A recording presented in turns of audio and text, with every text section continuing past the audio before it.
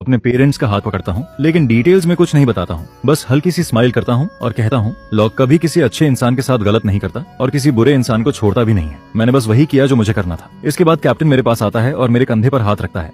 वह कहता है कि 50 मिलियन पूरी तरह फ्रीज कर दिया गया है और कंपनी तुम्हें थैंक्स लेटर भेजेगी। होली स्पिरिट, तुम्हारा काम बहुत इंप्रेसिव है। हम कई सालों से इस तरह के केस को स्टडी कर रहे हैं। जिस पर मैं सिर हिलाता हूँ और अपने पेरेंट्स को लेकर पुलिस स्टेशन से बाहर निकल जाता हूँ। बाहर आते ही मैं देखता हूँ कि जिन बाइसिकल्स को मैंने तोड़ा था उन्हें ऑलरेडी साफ कर दिया गया है। फिर मैं अपने पेरेंट्स को होटल छोड़ देता हूँ। हालांकि सच्चाई सामने आ चुकी होती है, लेकिन स्कूल फोरम पर मेरा नाम पूरी तरह खराब हो चुका होता है। काउंसलर मुझे कुछ दिन घर पर आराम करने को कहता है, लेकिन मैं उसकी बात मना कर देता हूँ और सीधे टैक्सी लेकर स्कूल वापस चला जाता हूँ। स्कूल गेट पर सिक्योरिटी गार्ड मुझे अजीब नजर से देखता है। उसके हाथ में मेरी फोटो वाली रिपोर्ट होती है। वह मुझे रोकना चाहता है, लेकिन हिम्मत नहीं कर पाता है, जिस पर मैं उसे इग्नोर करता हूँ और डॉर्मेटरी की तरफ बढ़ता रहता हूँ। रास्ते में स्टूडेंट्स ग्रुप बनाकर मुझसे दूर हटते रहते हैं और आपस में इशारे करते हैं। उनकी आवाज धीमी होती है, लेकिन फिर भी मेरे कानों तक पहुंचती है। वह कहते हैं, यही है वो, सुना है इसने 50 मिलियन का फ्रॉड किया है। फिर इसे इतनी जल्दी छोड़ कैसे दिया? जरूर कोई बैकिंग होगी। दिखता तो इंसान जैसा है, लेकिन दिल बहुत काला है। मैं बिना एक्सप्रेशन के चलता रहता हूँ, क्योंकि यह बातें मेरे पिछले लाइफ के मुकाबले कुछ भी नहीं है। तब तो लोग मुझ पर सड़े हुए अंडे तक फेंकते थे। फिर मैं डॉर्मेटरी के नीचे पहुंचता हूँ और देखता हूँ कुछ लोग सामान बाहर निकाल रहे हैं। यह चू शेंग और लियू रुयान का सामान होता है, जिन्हें स्कूल ने निकाल दिया है। डॉम मैनेजर मुझे देखता है। पहले वह मुझे डांटने वाला होता है, लेकिन जैसे ही उसे मेरे पीछे खड़े प्लेन क्लॉथ्स पुलिसमैन दिखते हैं, वह तुरंत चुप होकर अंदर चला जाता है। जिस पर मैं अपने रूम में वापस आता हूँ, जहाँ सब कुछ बिखरा हुआ होता है। मैं हल्का सा हंसता हूँ और अपना सामान पैक करना शुरू करता हूँ। तभी डॉर्म का दरवाजा खुलता है और कुछ लड़के अंदर आते हैं, जो पहले चू शेंग के साथ रहते थे। उनमें से लीडर वांग क्वांग होता है, जिसके हाथ में बास्केटबॉल होता है। वह मुझे प्रोवोके करते हुए कहता है, काफी स्मार्ट खेला तूने।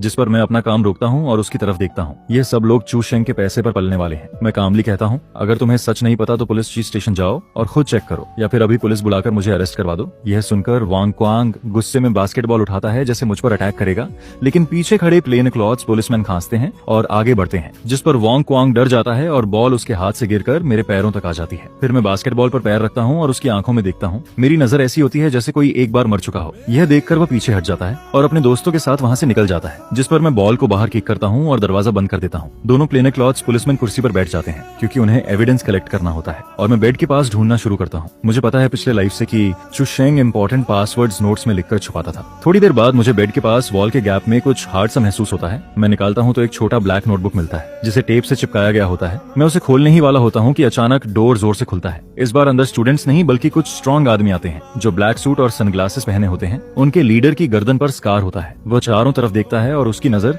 मेरे हाथ के नोटबुक पर टिक जाती है। फिर वह कहता है, तुम ही होली स्पिरिट हो ना, जो पैसा तुमने हमसे लिया है, अब उसे वापस करने का टाइम आ गया है। जिस पर मैं नोटबुक अपनी पॉकेट में डालता हूँ और खड़ा हो जाता हूँ। पीछे खड़े दोनों प्लेन क्लॉथ्स पुलिसमैन भी अलर्ट हो जाते हैं। उनके हाथ कमर की तरफ जाते हैं और मैं कामली पूछता हूँ, क्या चू शेंग ने तुमसे पैसे लिए थे? कितना? ज्यादा नहीं, 3 मिलियन।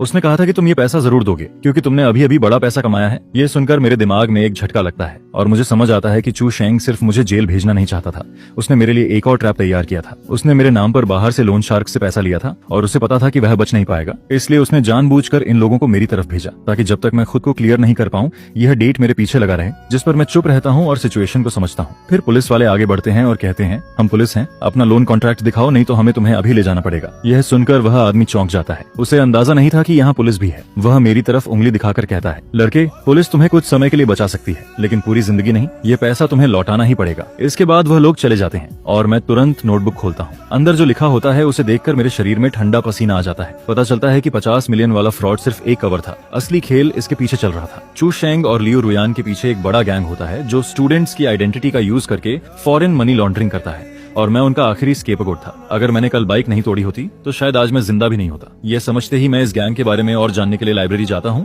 जहाँ सबसे फास्ट नेटवर्क और स्ट्रॉन्ग लीगल डेटाबेस होता है, और दोनों पुलिसमैन मेरे साथ रहते हैं ताकि मेरी सेफ्टी बनी रहे। फिर मैं अपना स्टोरेज नोटबुक खोलता हूँ और उसमें दिए कोड के जरिए एक हिडन वेब पेज एक्सेस करता हूँ, जो एक एनक्रिप्टेड चैट रूम होता है, जिसमें अलग अलग लैंग्वेजेस में चैट्स चल रही होती हैं। मैं तेजी से कीबोर्ड पर टाइपिंग करता हूँ और एक टेक्निक से उन अकाउंट्स के लॉगिन एड्रेसेस ट्रेस करने लगता हूँ। स्क्रीन पर रेड डॉट्स ब्लिंक करते रहते हैं और फाइनली एक लोकेशन पर रुक जाते हैं, जो स्कूल के पीछे वाली स्ट्रीट का इंटरनेट कैफे होता है, जहां स्टूडेंट्स अक्सर जाते हैं। लेकिन जैसे ही मैं और डीप जाने की कोशिश करता हूं, अचानक स्क्रीन ब्लैक हो जाती है और लाल रंग में लिखा आता है, यू क्रॉस्ड द लाइन। यह देखकर मैं तुरंत पावर अनप्लग कर देता हूं। मेरा दिल तेजी से धड़कता है, क्योंकि सामने वाला मुझे ट्रेस कर चुका है। इसका मतलब उस गैंग में एक्सपर्ट लोग हैं और शायद वह स्कूल के आसपास ही मुझे वॉच कर रहे हैं। फिर मैं पुलिस के साथ लाइब्रेरी से बाहर आता हूँ। तब तक रात हो चुकी होती है, स्ट्रीट लाइट्स डिम होती हैं और मैं डॉर्मेटरी की तरफ जा रहा होता हूँ। तभी मुझे लगता है कि कोई पीछे से मुझे देख रहा है। जब मैं एक सुनसान जगह पर पहुंचता हूँ तो एक शैडो तेजी से निकलती है, जिस पर पुलिस तुरंत उसके पीछे दौड़ते हैं और मुझे वहीं रोकने को कहते हैं। मैं स्ट्रीट लाइट के नीचे खड़ा रहता हूँ और नोटबुक को कसकर पकड़ता हूँ। तभी मेरा फोन बजता है, अननोन नंबर होता है। मैं उठाता हूँ तो दूसरी तरफ से लियो रुयान की रोती हुई आवाज आती है। वह कहती है, होली स्पिरिट मुझे बचाओ, ये लोग मुझे मार देंगे। पीछे से दरवाजे पर जोर जोर से मारने की आवाज आती है। मैं चौंक जाता हूँ और पूछता हूँ, तुम तो डिटेंशन सेंटर में थी, तुम मुझे कैसे कॉल कर रही हो? तुम कहाँ हो? क्या तुम पुलिस स्टेशन में नहीं हो? जिस पर वह घबराकर कहती है कि मुझे रास्ते में ही किसी ने उठा लिया, वह लोग खतरनाक हैं, वह तुम्हारे पास भी आ सकते हैं। इतना कहकर अचानक कॉल कट जाती है और सिर्फ बीप की आवाज रह जाती है।